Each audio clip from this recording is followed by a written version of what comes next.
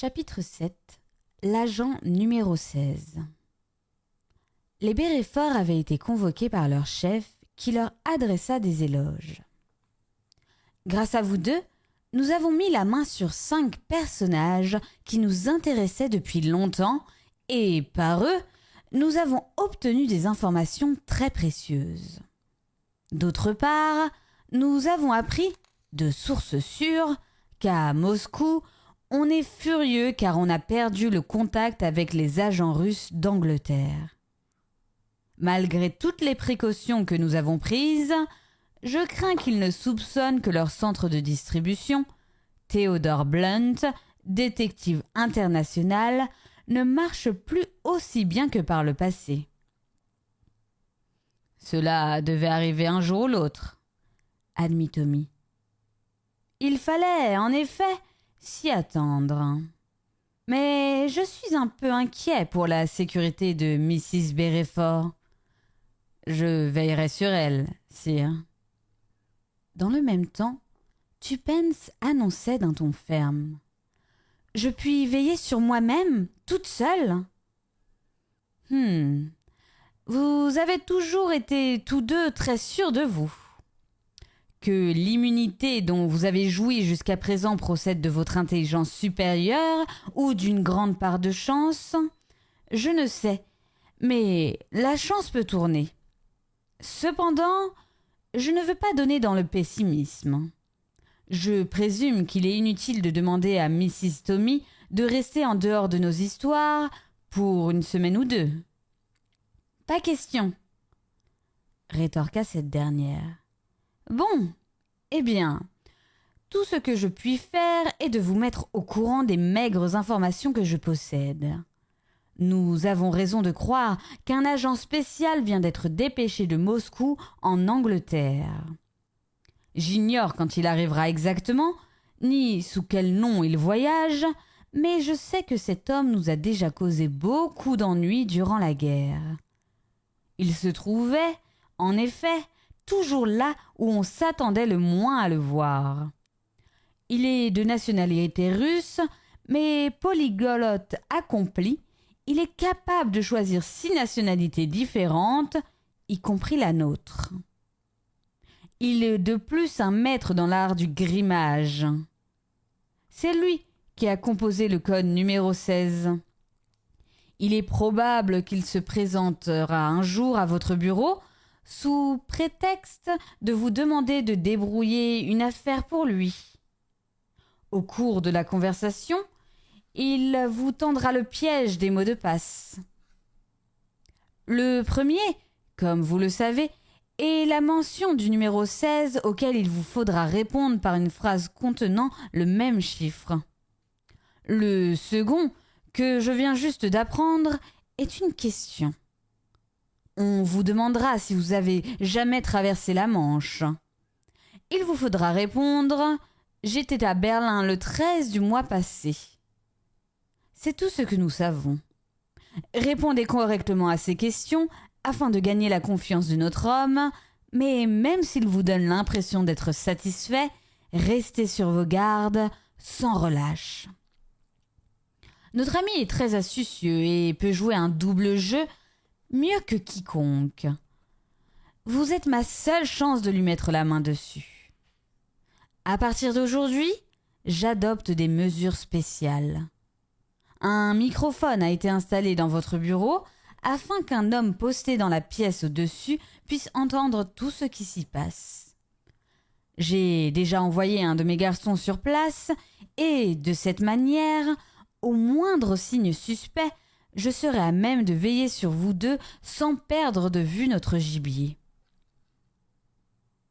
Ayant écouté quelques recommandations supplémentaires, le couple prit congé du chef et regagna rapidement le quartier général des célèbres détectives Blunt. Jetant un coup d'œil à sa montre, Tommy constata. « Il est presque midi. Nous sommes restés longtemps avec le chef. J'espère que cela ne nous aura pas fait manquer une affaire particulièrement intéressante. » L'autre jour, j'ai dressé le bilan du travail que nous avons accompli. Nous avons élucidé 4 mystères assez déroutants, mis hors de combat un gang de faux monnayeurs et un gang de fraudeurs. De gang, c'est du bon travail. Le mot gang a une consonance tellement professionnelle. Tuppence continua. Nous avons éclairci un vol de bijoux, échappé par 2 fois à une mort violente, retrouvé la trace d'une femme qui se faisait maigrir, porté secours à une jeune fille infortunée, détruit avec succès un alibi et, malheureusement, échoué dans une affaire où nous nous sommes conduits comme 2 idiots. Dans l'ensemble, nous avons bien réussi et j'estime qu'au fond, nous sommes supérieurement intelligents. Vous pensez toujours ainsi. Pour ma part, je ne puis m'empêcher de constater qu'en 1 ou 2 occasions, nous avons eu la chance avec nous. Quelle idée! Nous sommes sortis vainqueurs grâce à nos petites cellules grises. Pourtant, le jour où Albert a fait son numéro de l'assaut, je suis sûre que j'ai eu de la chance. Mais, dites-moi, Tuppence, vous parlez de tout cela comme si c'était terminé. C'est exact.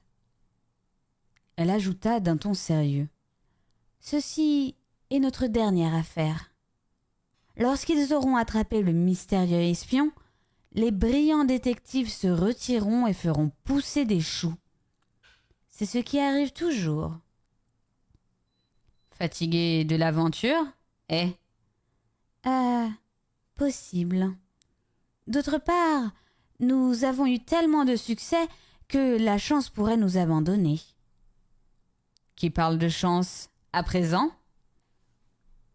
À ce moment, ils pénétraient dans l'immeuble où se trouvait leur bureau et Tuppence ne répondit pas. Ils découvrirent Albert s'efforçant de maintenir une règle en équilibre sur le nez. Avec un froncement de sourcils réprobateur, Mr. Blunt passa dans sa pièce. En se débarrassant de son manteau et de son chapeau, il ouvrit l'armoire où s'alignait sa collection de romans policiers célèbres. « Le choix se rétrécit, » murmura-t-il. « Sur qui prendrais-je modèle aujourd'hui ?» La voix de Tuppence, contenant une intonation inhabituelle, l'obligea à se retourner brusquement. « Tommy, quelle date sommes-nous ?»« Voyons, le 11. Pourquoi ?»« Regardez le calendrier. » Au mur se trouvait un de ces agendas de bureau auxquels on arrache une feuille chaque jour. Il portait la légende « Samedi 16 ». On était un lundi. Tiens, c'est étrange. Albert a dû arracher trop de pages en le mettant à jour. Ce qu'il peut être peu soigneux. Je ne pense pas que cela soit sa faute, mais nous pouvons toujours le lui demander. Interrogé, Albert ne parut pas comprendre.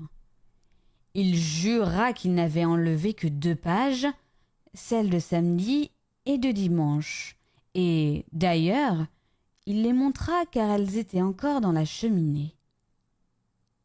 Les autres feuilles furent découvertes dans la corbeille à papier.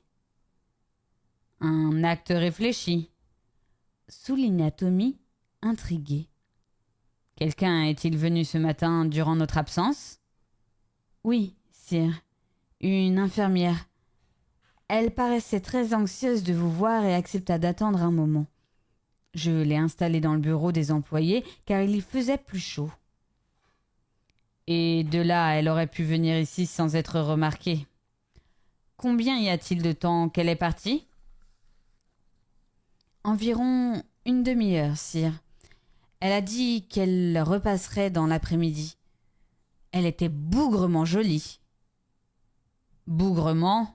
Oh! Albert, disparaissez de ma vue. Le garçon obéit. Voilà un curieux prologue et apparemment bien inutile, car, à présent, Nous serons sur nos gardes. J'espère qu'on n'a pas disposé de bombes dans la cheminée ou sous mon fauteuil. » Après un examen rapide, il prit place derrière sa table de travail et annonça calmement. « Mon ami, nous allons devoir faire face à un problème d'une grande importance.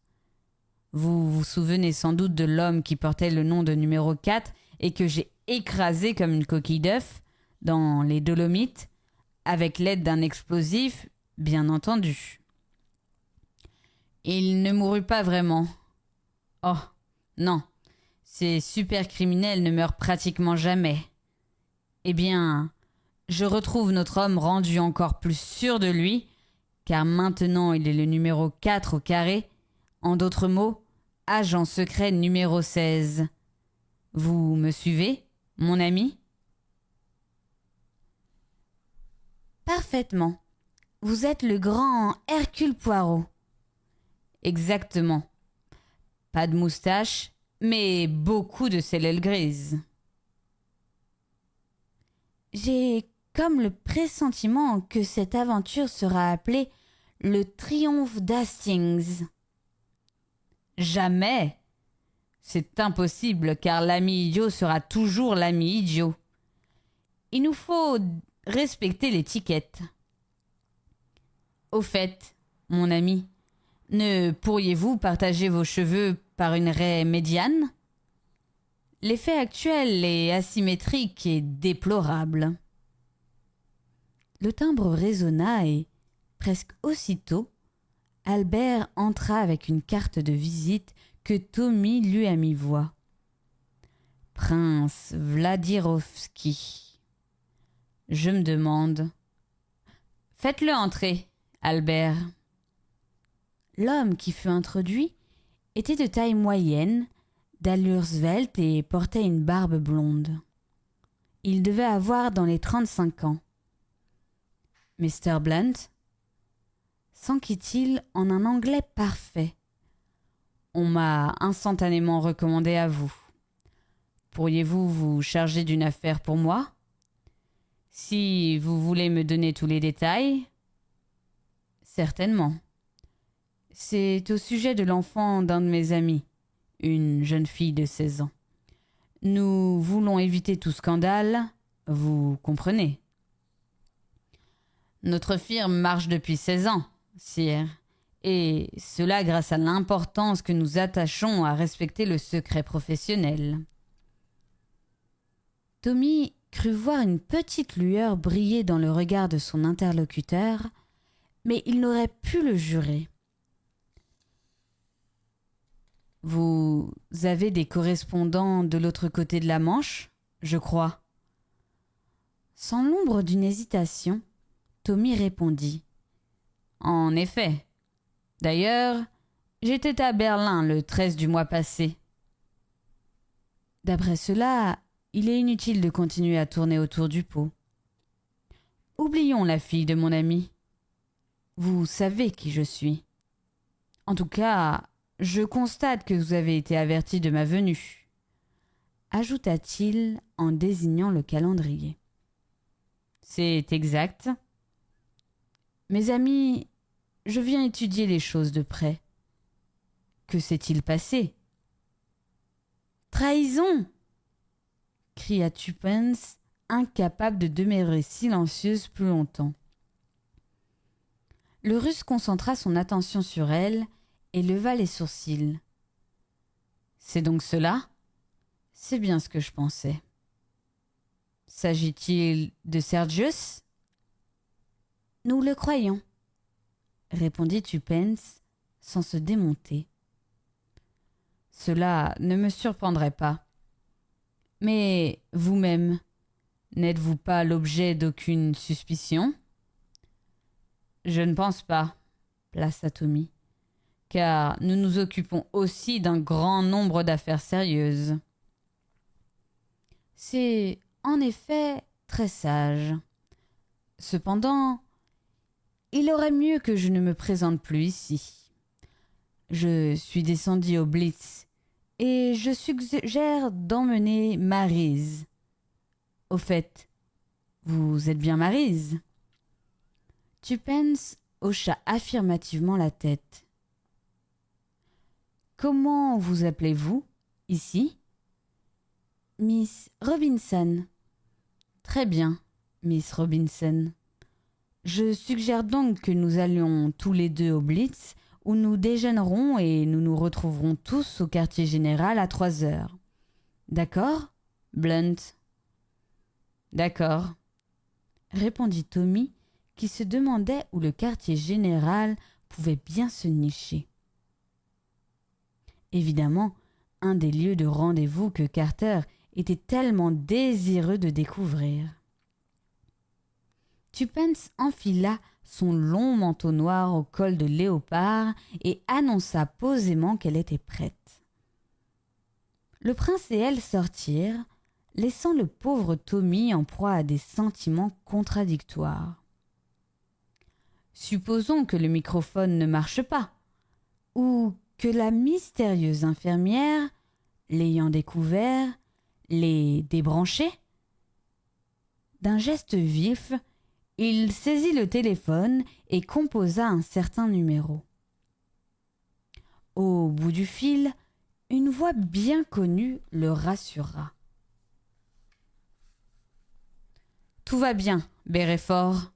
Venez me rejoindre à l'entrée du Blitz dans 5 minutes. » 5 minutes plus tard, Tommy et Mr. Carter se postaient dans le Palm Court du Blitz. Carter était sur le qui-vive, mais calme. « Vous avez très bien conduit les opérations, Berefort. Le prince et la petite dame sont en train de déjeuner dans le restaurant où 2 de mes hommes remplissent le rôle de serveur. Que notre gibier ait des soupçons ou pas, et, personnellement, je crois qu'il ne se doute de rien, n'a aucune importance, car nous le tenons dans nos filets. 2 de mes gardes sont postés devant son appartement et toutes les issues sont gardées pour le cas où, s'il venait à sortir, on puisse suivre sa piste. Ne vous faites pas de soucis pour votre femme, nous veillons sur elle. » De temps à autre, un homme habillé en serveur se présentait pour faire son rapport. Au bout d'un long moment, un jeune homme au visage dénué d'expression vint chuchoter quelques mots à l'oreille du chef, et ce dernier, se tournant vers Tommy, annonça: « Ils ont fini de déjeuner et s'apprêtent à sortir. Hein. Nous allons nous dissimuler derrière un pilier pour le cas où ils se dirigeraient par ici. Mais oui, c'est bien ce que je pensais. Ils vont monter chez lui. » De son poste d'observation, Tommy aperçut le Russe et Tuppence traversant le hall et monter dans l'ascenseur. Les portes se refermèrent sur eux. Les minutes s'écoulèrent lentement et Tommy commençait à s'énerver. « Vous croyez... Ils sont seuls chez lui et... » « Du calme, mon vieux. J'ai un de mes garçons caché derrière son sofa. » À ce moment, un des serveurs s'adressa au policier. « J'ai reçu le signal qu'ils montaient, sire, mais ils ne sont pas sortis de l'ascenseur. »« Quoi ? Nous les avons vus disparaître dans l'ascenseur. Il y a... » Il jeta un coup d'œil à l'horloge murale. « 4 minutes, et vous dites... » Il se dirigea à grande enjambée vers l'ascenseur qui venait juste de redescendre et s'adressa au groom qui en assurait le service. « Il y a quelques minutes, vous avez monté un gentleman portant une barbe blonde, accompagné d'une jeune femme. Ils sont bien sortis au second. »« Non, pas au second, sire. Le gentleman a demandé le 3e. » Le policier pénétra dans l'engin, fit signe à Tommy de l'accompagner et l'ascenseur les mena, à leur tour, au 3e. Le chef grommelait. « Je ne comprends pas. Mais ne vous inquiétez pas, Berefort. J'ai aussi un agent au 3e. » Lorsque l'ascenseur les eut déposés à destination, Les deux hommes se lancèrent dans le couloir où ils furent accostés par un garçon en veste blanche d'employé. « Tout va bien, sire.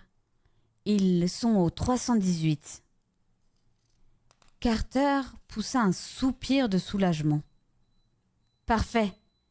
Combien y a-t-il de sorties ? » « C'est un appartement ne comprenant que 2 portes donnant sur ce couloir. »« Bien. Téléphonez en bas pour savoir qui est supposé occuper cet appartement. » Le garçon revint 1 minute plus tard.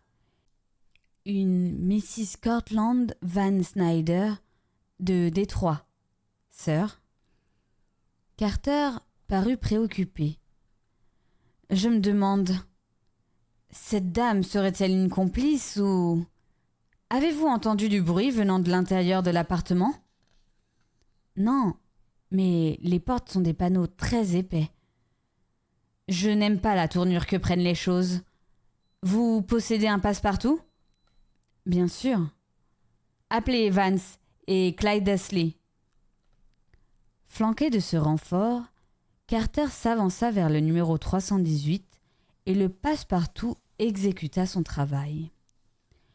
Ils se retrouvèrent dans un hall étroit avec, sur leur droite, une salle de bain dont la porte était ouverte devant eux, le salon et, à leur gauche, un panneau fermé derrière lequel ils perçurent comme la respiration asthmatique d'un Pékinois.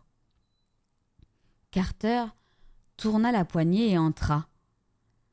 La pièce était une chambre à coucher avec un grand lit sur lequel, pieds et poings liés, un bâillon sur la bouche et les yeux exorbités par la douleur et la rage, se débattait une femme. Sur un ordre du chef, l'appartement fut envahi. Lui-même demeura dans la chambre en compagnie de Tommy et, tout en déliant les liens de l'inconnu, il inspecta du regard les objets environnants. Une quantité indescriptible de malles se trouvait disséminée çà et là, mais nulle part la moindre trace d'Urus ou de Tupence. Un des policiers arriva pour annoncer que les autres pièces étaient également vides. Tommy s'approcha de la fenêtre, mais découvrit qu'elle ne portait pas de balcon. « Vous êtes sûr qu'ils sont entrés par ici ?» demanda Carter à son assistant. « Certain. D'ailleurs, il indiqua du menton la femme sur le lit.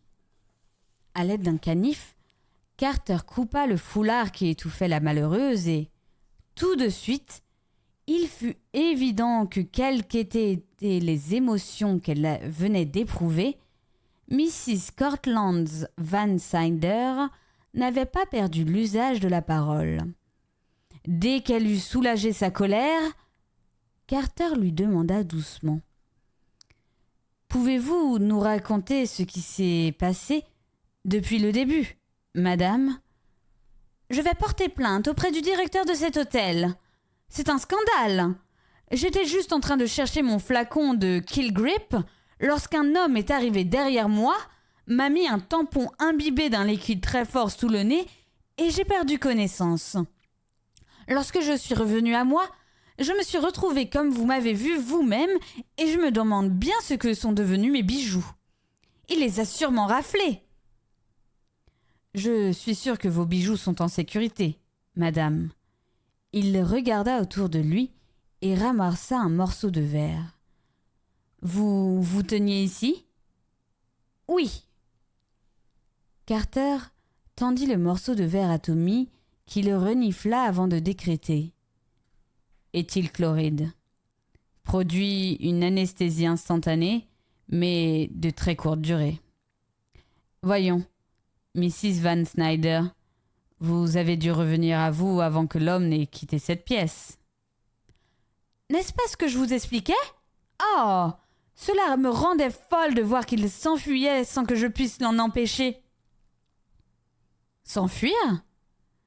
Lança vivement Carter. De quel côté ? Par là. Elle indiqua la porte à 2 battants qui communiquaient avec l'appartement voisin. Il était accompagné d'une fille, mais elle paraissait un peu endormie, comme si elle avait subi le même sort que moi. » Carter se tourna vers son expert en serrure qui expliqua. « Cette porte donne bien sur l'appartement voisin, mais elle est munie, de chaque côté du panneau, d'un verrou. » Carter examina le verrou en question, puis, se redressant, il se tourna vers la cliente. « Mrs. Van Slynder, persistez-vous à affirmer que l'homme est sorti par là ? » ?»« Certainement. Pourquoi ? » ?»« Parce que le verrou de cette porte est poussé de ce côté. » Une expression étonnée se peignit sur le visage de la femme. Carter insista.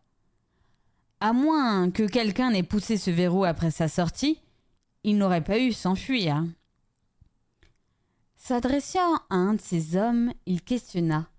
« Vous êtes certain qu'ils ne sont pas dans cet appartement ?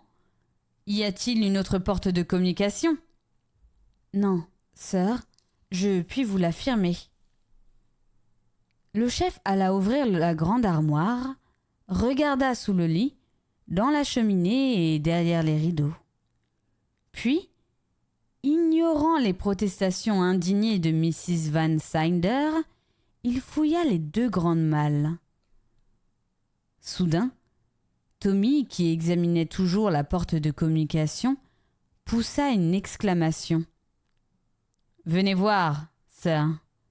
Ils sont bien sortis par là. » Il venait de découvrir que le verrou avait été soigneusement limé, si près du battant qu'on remarquait à peine la jointure. « La porte ne s'ouvre pas, car elle est verrouillée de l'autre côté, » conclut-il. Une minute plus tard, grâce au passe-partout d'un des employés de l'hôtel, les policiers faisaient irruption dans l'appartement voisin. Les pièces étaient inoccupées, mais en examinant le verrou, ils notèrent que le même procédé avait été appliqué. La serrure était fermée à clé. Aucune trace du passage du Russe ou de Tupence. « Mais je les aurais vus sortir !» protesta l'agent du couloir. « Sacrebleu !» rugit Tommy. « Ils ne peuvent pourtant pas s'être volatilisés. » Carter réfléchissait. Il ordonna brusquement. « Téléphonez en bas pour savoir qui occupait dernièrement cet appartement. » Bientôt, on l'informa. Il s'agit d'un Français infirme, Monsieur Paul de Varèse et de sa garde malade. Ils sont partis ce matin. Une exclamation échappa au policier responsable du 3e étage. Il était pâle comme un mort.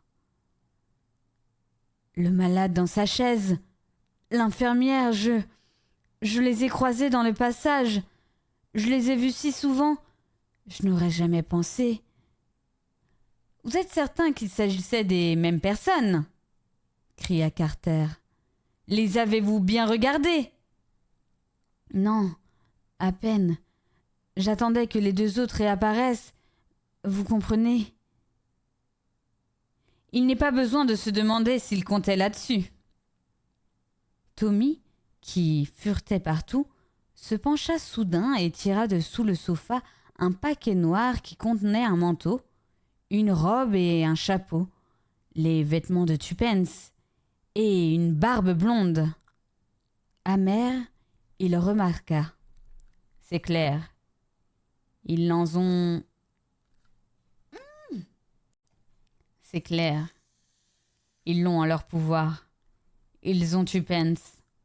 Ce diable de Russe nous a glissé entre les doigts grâce à ses complices, le Français et l'infirmière qui logeaient ici depuis 1 jour ou 2, afin de gagner la confiance de tout le monde.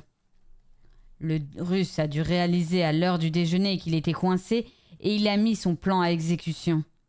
Il espérait probablement que l'appartement 318 serait vide, car il devait l'être au moment où il a limé le verrou de la porte de communication. La présence d'une cliente ne l'a cependant pas arrêté. Il l'a dopée ainsi que Tupence, a traîné cette dernière ici, l'a habillé en homme, a changé son propre aspect et est sorti. Il devait déjà avoir le déguisement prêt à être enfilé. Je ne vois pourtant pas comment il a réussi à persuader Tuppence de le suivre. « Moi si !» répondit Carter en ramassant une aiguille sur le tapis. « Il lui a fait une piqûre qui l'a endormi. Le salaud! Et ils sont loin à présent. » « Ce n'est pas sûr. N'oubliez pas que toutes les issues sont sur surveillance. » « Mais ceux qui les surveillent ont le signalement d'un homme à la barbe blonde et d'une femme vêtue de noir, mais pas d'un invalide et de son infirmière. Ils sont sans doute partis à l'heure qu'il est. » Après s'être renseigné, Carter dut se rendre à l'évidence. Le Français et son infirmière avaient pris un taxi 5 minutes plus tôt. « Écoutez, Béréfort, » pressa le chef. « Gardez votre sang-froid, nom d'un chien. Vous savez que je ne laisserai pas un grain de poussière non retourné jusqu'à ce que nous ayons retrouvé votre femme. Je rentre directement à mon bureau et, dans 5 minutes, chaque membre de mon département entrera en action. Nous les aurons. » « Vous croyez ? Ce type est malin. Pensez à ce coup d'audace, alors que nous le cernions tous. Je sais bien que vous ferez tout votre possible, mais espérons que ce ne soit pas déjà trop tard. Ils nous en veulent à mort, ne l'oubliez pas. » Ils sortirent et se mirent à marcher le long des rues en titubant qu'en homme ivre. Ils se sentaient complètement paralysés. Où chercher ? Que faire ? Ses pas le guidèrent dans le Green Park et il se laissa tomber sur un banc. Il ne remarqua pas le passant qui venait prendre place près de lui, mais sursauta violemment en s'entendant interpeller. « Patron, ça vous ennuierait que j'émette une hypothèse ? » ?»« Ah, c'est vous, Albert, » fit-il d'un ton las. « Je sais tout, patron. Faut pas vous laisser abattre. » »« Pas me laisser abattre ? C'est facile à dire. » »« Réfléchissez. Les célèbres détectives Blunt ne s'avouent jamais vaincus. Et si vous me pardonnez cette remarque, il se trouve que j'ai entendu ce que vous et madame disiez ce matin au sujet d'Hercule Poirot et ses petites cellules grises. Pourquoi n'essayez-vous pas de faire travailler les vôtres et voir ce que nous pouvons en tirer ? Il est malheureusement plus aisé de les faire travailler dans la fiction que dans la réalité, mon garçon. Ma foi, je ne pense pas que personne puisse réduire madame au silence pour de bon. Vous savez comment elle est, patron. Pareil à un de ces os en caoutchouc qu'on achète pour les petits chiens. Garantie indestructible. Albert, vous me remontez le moral. Alors, que diriez-vous de revoir toute l'affaire, Je sais bien que jusqu'à présent, jouer au grand détective ne nous a pas mal réussi. Voyons si je réussirai à nouveau. Disposons les faits avec méthode. À 14h10, exactement, notre gibier pénètre dans l'ascenseur avec Tuppence. 5 minutes plus tard, nous parlons au groom et montons à notre tour, au 3e étage. À, disons, 14h19, nous entrons dans l'appartement de Mrs. Van Snyder. Et maintenant, quels détails significatifs doivent retenir notre attention ? Ils se turent, mais aucun d'eux ne semblait trouver. Soudain, les yeux d'Albert brillèrent et il s'écria : « Il n'y aurait pas un objet volumineux tel qu'une malle dans la chambre de la dame ? » ?»« Mon ami, vous ne comprenez rien à la psychologie d'une Américaine qui revient de Paris. Il y avait au moins 18 malles dans sa chambre. »« Je veux dire qu'une malle est comme pour dissimuler un corps dont on veut disposer. Ce n'est pas que je pense une minute qu'on ait maîtrisé madame à ce point. » »« Inutile, Albert. Nous avons fouillé les plus grandes. Voyons, quel est dans l'ordre chronologique le point suivant? Vous en avez oublié un? Quand madame et le type habillé en infirmière sont-ils passés devant le flic dans le couloir? Ce devait être juste avant que nous n'émergions de l'ascenseur. Ils ont sûrement manqué de peu de se trouver face à face avec nous. Un travail très rapide. Il s'interrompit brusquement. Qu'est-ce que c'est, patron? Taisez-vous, mon ami. J'ai une petite idée. Colossale, prodigieuse. En effet, cela arrive toujours tôt ou tard à Hercule Poirot. Mais si c'est ainsi, si je ne me trompe pas... Oh, pourvu que je n'arrive pas trop tard. Se levant d'un bond, il sortit du parc en courant, Albert sur ses talons. Que se passe-t-il, patron?